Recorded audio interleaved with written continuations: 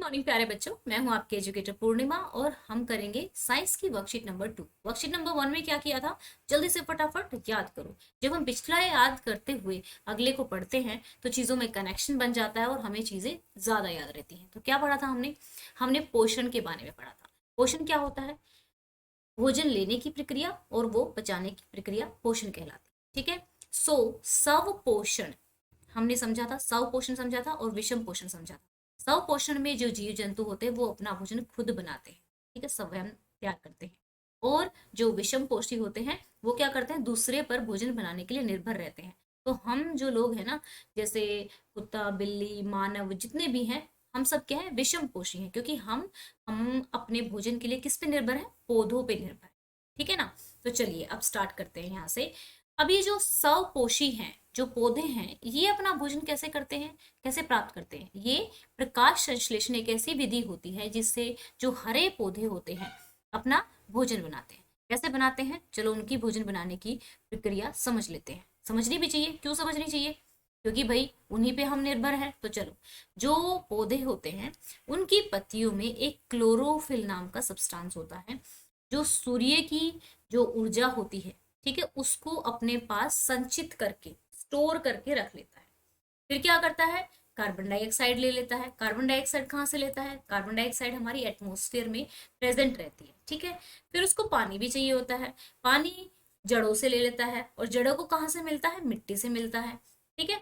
तो इस तरीके से जब ये सारी चीजें मिल जाती हैं तो ये अपना भोजन प्रिपेयर कर लेते हैं। अब होता क्या है, आप लोगों को कहा जाता है ना कि पौधे लगाने चाहिए, उनसे ऑक्सीजन मिलती है। वो ऑक्सीजन कैसे मिलती है? जिस तरीके से आपकी मम्मी किचन में खाना बना रही होती है तो कुकर से सीटी आती है, भाप निकलती है, तो सेम उसी तरीके से जब भी अपना भोजन बना रहे होते हैं ना, तो ऑक्सीजन निकलती है, और उस ऑक्सीजन को हम लोग सांस लेने के लिए यूज कर लेते हैं। ठीक है। तो चलिए अब ये बताओ, जो क्लोरोफिल था उसने सूरज की एनर्जी को स्टोर किया, और क्लोरोफिल कहाँ पर है? पत्तों में है। ठीक है। तो जो पौधे हैं उनकी खाना बनाने की फैक्ट्री कहाँ पर हुई? पत्तों में ही हुई ना। तो खा पत्तियां पादप की खाद्य फैक्ट्रियां होती हैं। पादपों में खाद्य का निर्माण पत्तियों में होता है। ठीक है। अब पत्तियों में एक हरा वर्णक होता है। ठीक है। हरा वर्णक होता है जिसको क्या कहते हैं?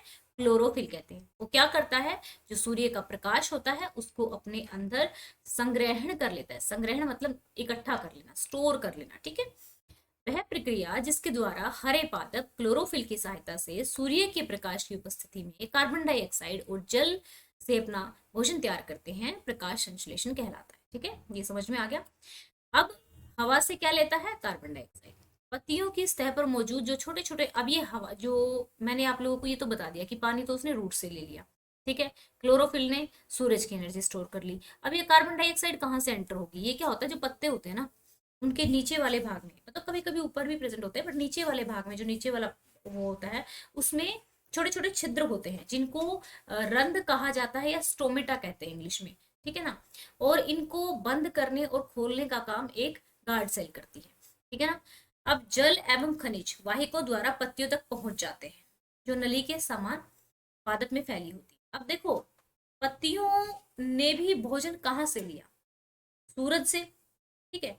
और अल्टीमेटली देखा जाए तो हम सभी लोग भी उन्हीं पे निर्भर हैं, क्योंकि मान लो गाय है, ठीक है, कोई मुर्गी है, कोई मुर्गी खाता है, ठीक है ना, मतलब मांस मीट खाते हैं लोग, या फिर बकरी वगैरह खाते हैं, और हम लोग चावल वगैरह खाते हैं और गेहूं वगैरह खाते हैं। ठीक है ना। तो मुर्गी ने तो क्या खाया? दाना खाया ना। बकरी ने क्या खाया? घास खाया ना। तो इसको शेर ने खा लिया। ठीक है। तो शेर को भी भोजन कहाँ से मिल रहा है? पत्तों से, मतलब हरे पौधों से मिल रहा है। हरे पौधों से मिल रहा है। और इन हरे पौधों को कहाँ से मिल रहा है? सूरज से मिल रहा है। तो अल्टीमेटली सबको भोजन कहाँ से मिल रहा है? सूरज से मिल रहा है। समझ में आया? तो हम कह सकते हैं कि जो सूरज है वही सभी जीवित जीवों के लिए ऊर्जा का अंतिम स्रोत है। ठीक है। हम लास्ट तक जाकर देखें तो। ठीक है ना। अब हम चलते हैं अपने क्वेश्चन आंसर्स पर। समझ में आया कि नहीं आया, ये मुझे कमेंट में जरूर बताना। और आपके कमेंट, जैसे मैंने कल बहुत सारे कमेंट्स के जवाब दिए थे, ऐसे ही हम अब नेक्स्ट टाइम से ऐसे ही एक दिन रखेंगे जिसमें मैं आपके जो कमेंट्स हैं उनके जवाब दिया करूंगी। तो चलो क्वेश्चन आंसर्स कर लेते हैं। चलिए पहला क्वेश्चन है, प्रकाश संश्लेषण किसे कहते हैं?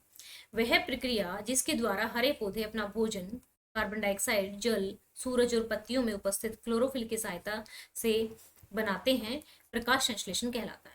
रंध्र से आप क्या समझते हैं? पत्तों में मौजूद छोटे छिद्रों को रंध्र कहा जाता है। सूर्य ऊर्जा का चरम स्रोत कैसे स्पष्ट करें? सभी जीव जंतु अपना भोजन प्रत्यक्ष होता है, एक तो डायरेक्टली वही से खा, एक तो मतलब डायरेक्टली, प्रत्यक्ष डायरेक्टली होता है, अप्रत्यक्ष नहीं इनडायरेक्टली, पहले उसने उसको खाया फिर उसको हमने खा लिया, टाइप ऑफ, है ना। अप्रत्यक्ष रूप से पौधों से प्राप्त करते हैं, और पौधे अपना भोजन सूर्य ऊर्जा से बनाते हैं, इसीलिए सूर्य को सभी जीवित जीवों के लिए ऊर्जा का चरम स्रोत माना जाता है। पत्तियां पौधे की खाद्य फैक्ट्रियां होती हैं। ओके बच्चों, तो ये थे हमारे क्वेश्चंस। आई होप सो आपको समझ में आ गए होंगे। तो बच्चा देखो, ये तो पता ही है आपको मेरे नाम के बारे में, तो सब्सक्राइब आप कर ही लोगे। मेन चीज़ यहाँ पे बताने की क्या है कि अभी हम लाइव क्लास, क्योंकि सैटरडे को आपकी वर्कशीट नहीं आने वाली और संडे को भी नहीं आएंगी एक तरह से, तो हमारे पास 2 दिन है, तो हम लाइव क्लास लेंगे आपकी जूम एजुकेशन पे। तो जूम एजुकेशन लाइव वाले चैनल को सब्सक्राइब कर लेना, ठीक है। लिंक मैंने डिस्क्रिप्शन में दे रखा है। टेलीग्राम चैनल को भी आप फॉलो कर लेना। इससे क्या होगा, इंस्टाग्राम पे फॉलो करना चाहते हैं तो पूर्णिमा अदर सिंह नाम से अभी है वहां पर, बट अभी मैंने वहां पे कुछ किया नहीं है। टेलीग्राम को फॉलो कर लेना, क्योंकि यहाँ पे अभी जितनी भी वीडियो डलती है तो पहले मैं वहीं डालती हूँ, सो दैट कि आपको आसानी से आपकी वीडियो मिल सके, ठीक है बच्चा। So thank you, have a nice day.